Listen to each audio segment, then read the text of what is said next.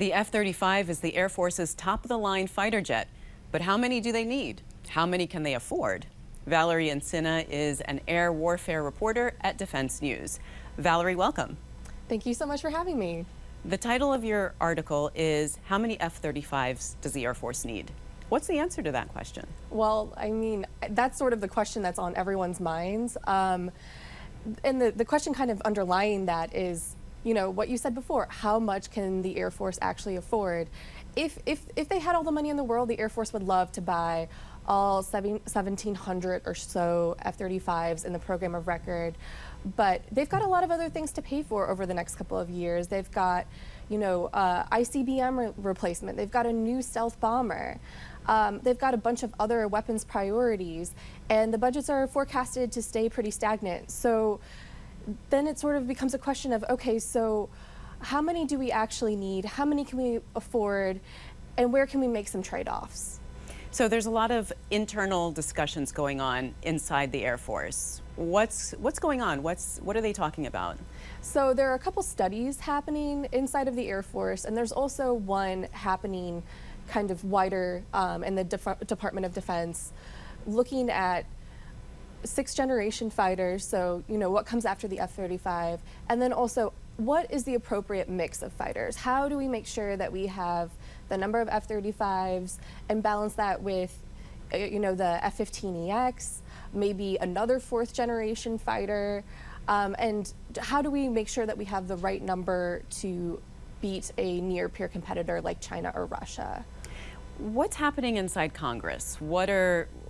Are the winds changing inside Congress with respect to the F-35? Absolutely. I think that's kind of one of the more interesting pieces of this. In the past, Congress has been such an advocate for the F-35. They have consistently put more F-35s into the budget above and beyond what the Defense Department has requested. And this year, the Air Force basically said, please don't do that.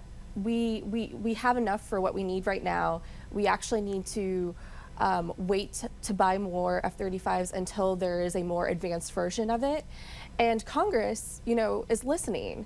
And interestingly enough, the House Armed Services Committee actually put into their version of the defense policy bill a couple of provisions that would tie the number of aircraft that the Air Force could buy or the military could buy with how affordable the F-35 is. So that's sort of an incentive to ensure that that aircraft, the sustainment costs and the operations costs go down.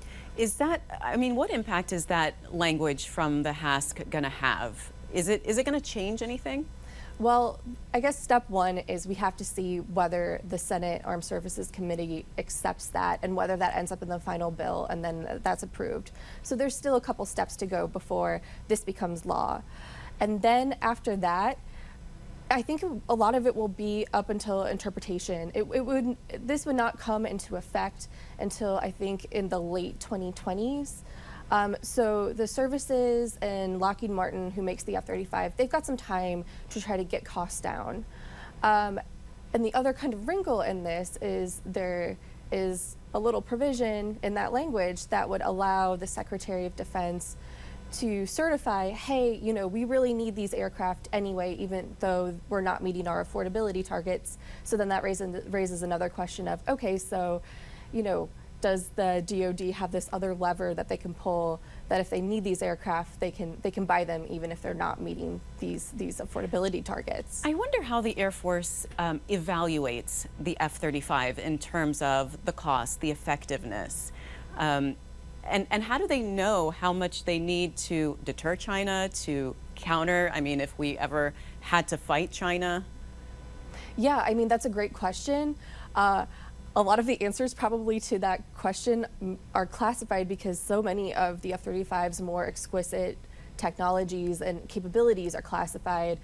But that's something that as the Air Force does this study, they're going to be weighing all of those points, weighing potential future upgrades, weighing what they're seeing from Chinese, from intelligence about what China could do in the future, and then also kind of looking out into the world and trying to understand, okay, so how would we operate them? How would we deploy them? And that's all going to figure into the study coming up. So, I mean, it's a great question. There are so many different aspects to it. It's just one of those things that's hard to put a pin in. That's why we're having this conversation, asking these questions. So what's your sense, Valerie? How do you think all this is going to play out? So, I mean, I think that 1,700 fighters that's quite a lot, and I think that it will be a real struggle for the Air Force to afford all of them. The fact that they're talking about this, that Congress seems a little bit more amenable to potentially lowering the buy, I think that it's not necessarily great news for Lockheed Martin.